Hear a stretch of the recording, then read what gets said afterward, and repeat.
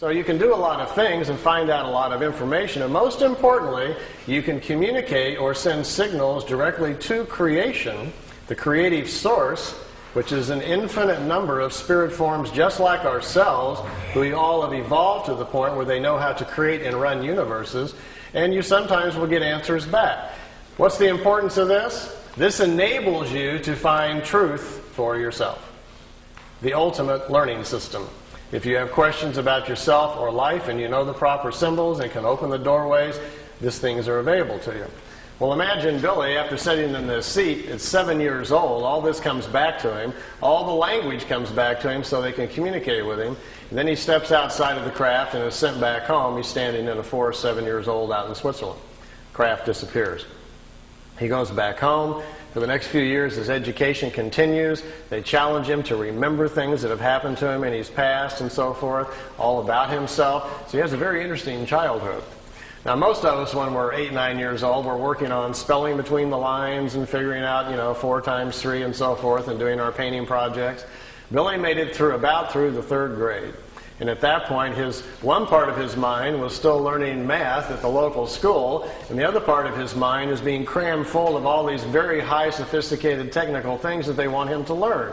As well as he can't sleep because at night the dream state is so serious and all this stuff are flooding into his head that we have a very confused young boy here. So he didn't finish his education. Instead, he quit going to school. His parents weren't paying much attention, so Billy would leave the house in the morning, go out into the forest, be left alone, sit down in the forest by himself at 10 years old, go into his meditative state. The stuff would start flowing in. He got educated in the forest. Billy has not lived a life at all like the rest of us. He's never had a driver's license, never owned a car. He's really never even gone into town. He's been living out in the country his whole lifetime.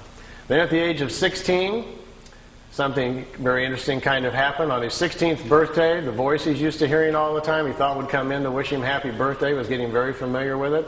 Instead, the voice changed, and it was another voice came into his head. It was a female voice that said she would take over his education, and now it was time to do some serious work. Let's leave home, the voice said. The voice told him to go to India and start studying, that they would direct him where to go. He was led out to India, to an ashram in Mehruli, India, where for the next 3 years he stayed in those areas and studied their philosophy, the different philosophies of man, went over into Tibet, crossed over there, studied with them, came back. During the 3 years, he had almost 100 contacts with these beings who started showing up in the disc, taking him aboard the crafts and moving him back and forth in time for his own education. When he was 19, he had to finally make the decision whether or not he wanted to go public, whether or not he would work with them to do this or not. Then they says, it's your decision.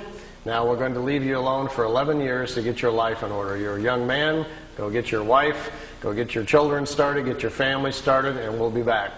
Well, he says, this isn't going to be real easy because I've already seen most of my life inside the craft. He says they have viewing screens that can show you the past or the future. He already knew who his wife was going to be. He already knew he was going to have 3 children. He already knew where he was going to live. He says, this isn't exactly fair. I feel like there's kind of a plan out there. I just have to kind of walk in the right steps.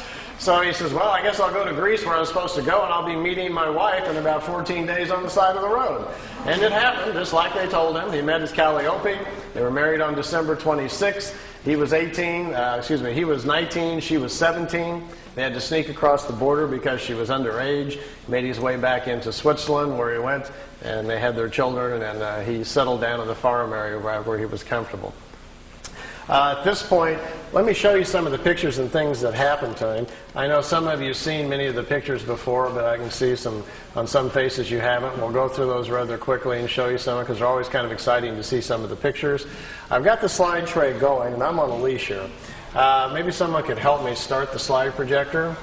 And I think we'll have to slide a little bit this way now, so it'll go by this gentleman. You got to come to it if you want. All right, well, let's see what happens to us here if we can get an image going here. Do we have any control over lights here? Yes, we do. All right, light control. And let's see if we get a nice image here or where we're at.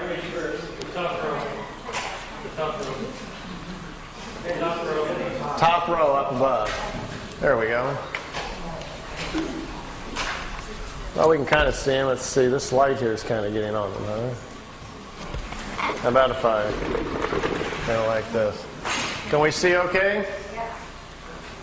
Now imagine if your young childhood has been like this, and you've been in India, and you come back to Switzerland, where the rest of us in our normal life are, just getting our jobs and going to college, and instead you hear the voice in your head again. It says it's time to come out and start the meetings again, and the voice tells you to bring your camera this time, we're going public. And you go out to the location they direct you to, this thing flies in, and this is a shot from, I think, his second or third contact. We're January 1975, out in the middle of the forest area, about an hour east of Zurich, Switzerland, and this dish shows up. Here's one of the older pictures taken in India back in 1956.